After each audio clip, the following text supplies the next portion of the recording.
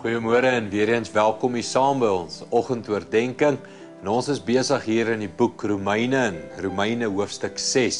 Ek wil vir jou lees hier vanaf vers 17 af. Hy sê, julle moet vir God dankie sê, dat julle wat voorheen slawe van die sonde was, nou met julle hele hart gehoorsaam geword het aan die ware evangelie. Verlos van die sonde, het julle nou slawe geword van julle nuwe baas, naamlik dit wat reg is voor God.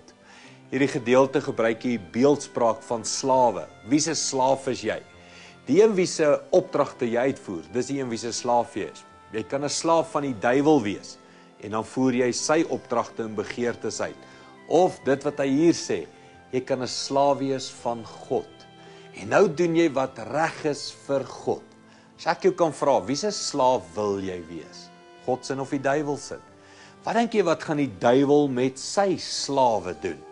Ek sien net pyn en lyding. Wat dink jy wat gaan God met sy slawe doen? Ek sien kunskap, vriende, seën en lewe. Wie se slaaf wil jy wees? Ek wil God se wees. Ek wil gehoorsaam wees aan hom. Ek wil sy gebooie volg en by sy lewe uitkom. Kom ons sê dankie hiervoor vandag. Hemelse Vader, dankie dat ons nie meer slawe van die duiwel is nie, maar slawe van U. Dankie dat ons kan gehoorsaam wees aan U lewe.